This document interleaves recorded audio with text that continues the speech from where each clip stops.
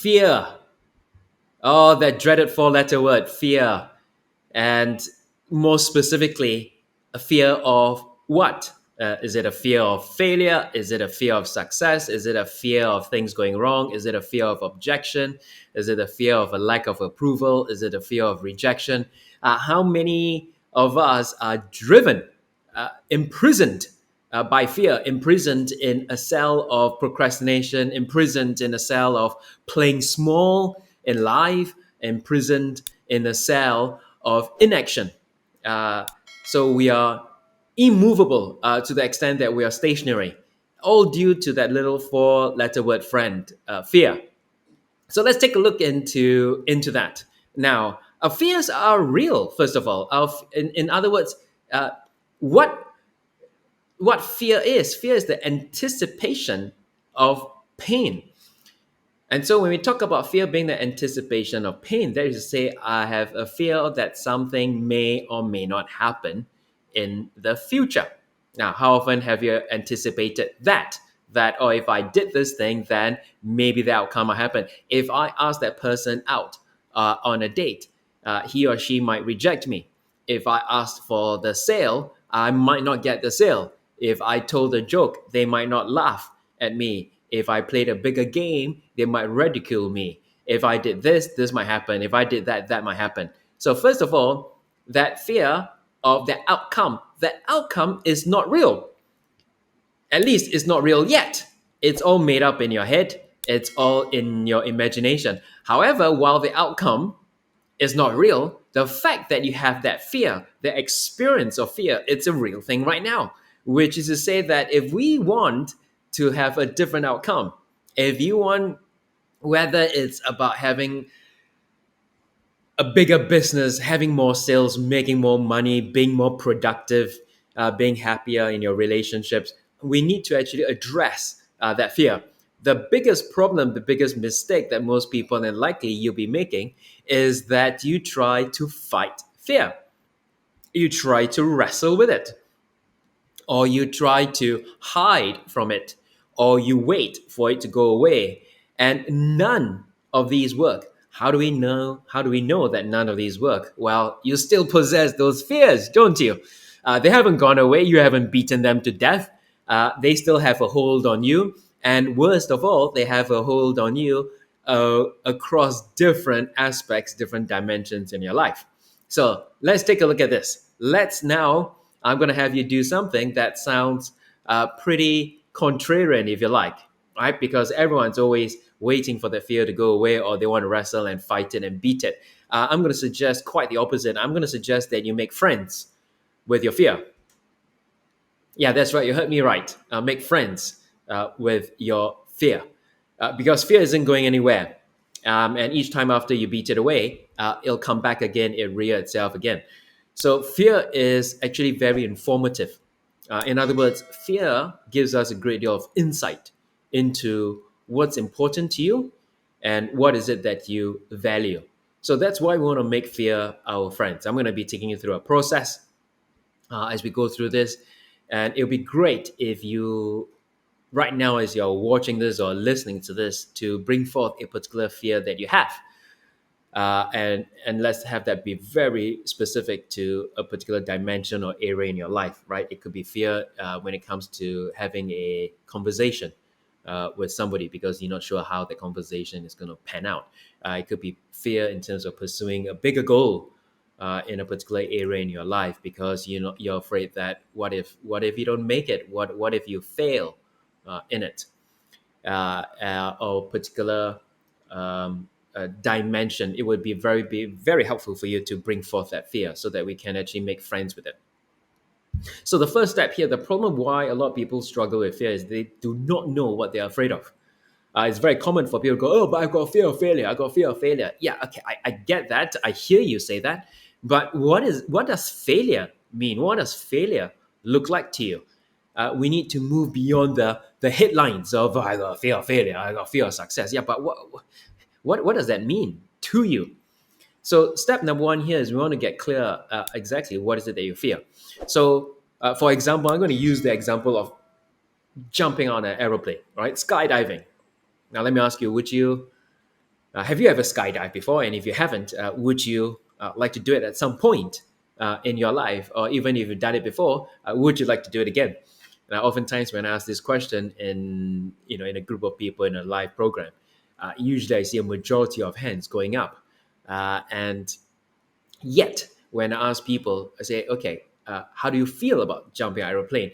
There usually is a mix of an excitement and enthusiasm that is combined with some kind of nervousness, anxiety, and a fear.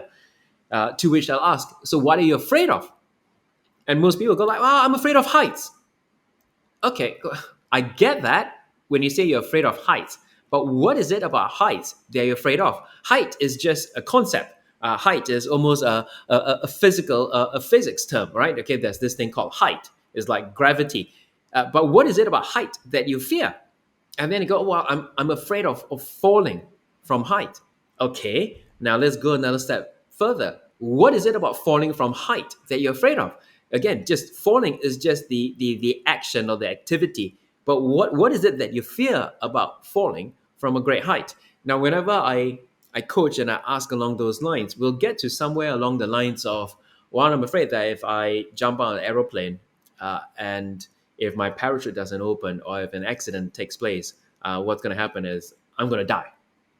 And I go, okay, great. So you're afraid that you're going to die. But what is it about death that you're afraid of? Again, death is just a concept. What is it about death that you're afraid of?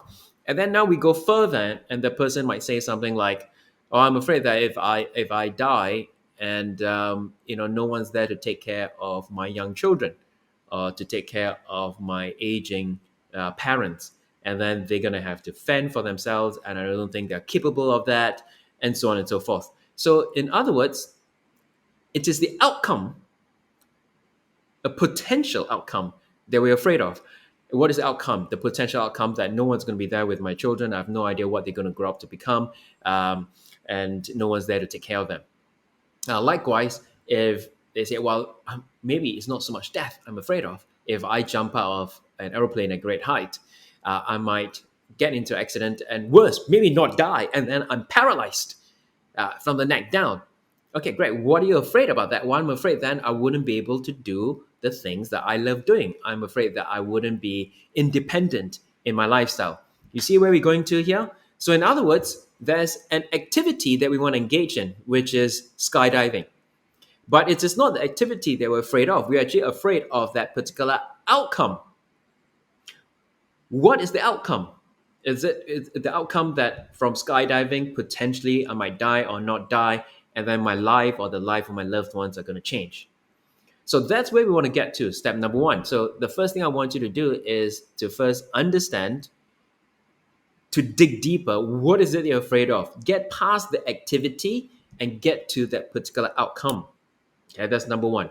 So you have this particular activity. I want to ask this person on a date, or I want to build my business, or I want to ask for more sales. I want to increase my price. Okay, I'm afraid of doing that because I have these series of outcomes that I've got. So step number one, name it. What's the thing I'm afraid of?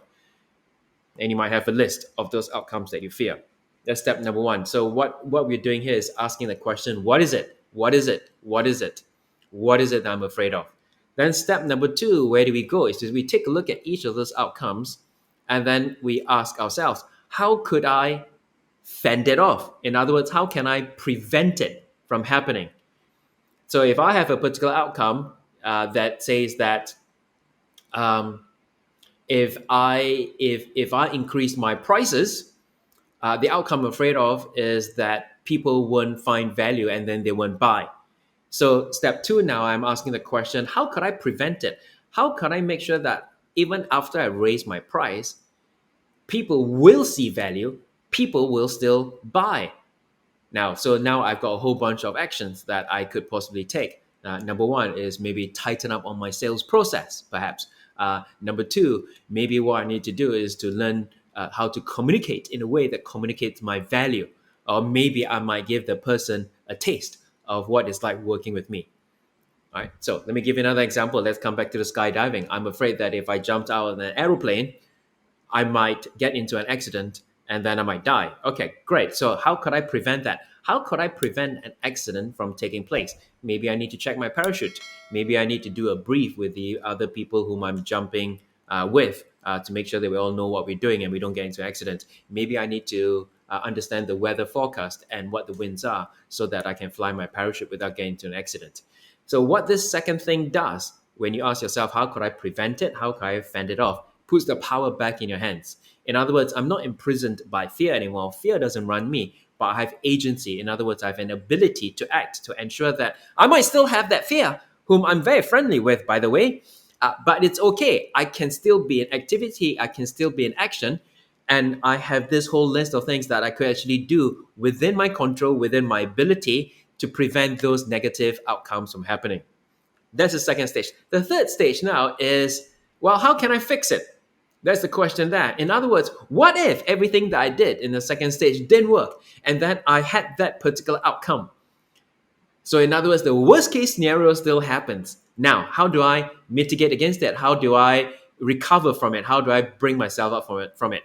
Now, the first thing that you might possibly notice is that when even if the worst case scenario, when you give the attention to this, the worst case scenario isn't actually the worst case scenario. In other words, the worst case scenario actually isn't that bad, and that you can actually bring yourself and pull yourself back up again. Or you might look at the worst case scenario as going, you know what? I don't think I can recover from this and I can't accept this. Well, in that case here, then we know what we need to do or what is it that actually maybe we need to change in terms of what we're doing, that initial activity. In other words, if I can't handle the risk of that and I know that I will never recover from that and it's going to be the worst case scenario, then maybe I wouldn't jump out of a plane in the first place. So I hope this is helpful for you. It's actually a process that you need to dedicate some attention and energy to. 3 steps. Number 1, name it. What is it that I'm afraid of? That's the outcome. Number 2, how can I actually prevent the outcome from happening? So now I've got a whole bunch of action steps. And then number 3 is, how do I recover from it? Can I actually get back on my feet again? Is it a big deal or not? So I hope this has been helpful for you, and may you free yourself from your fears by being friendly with your fears.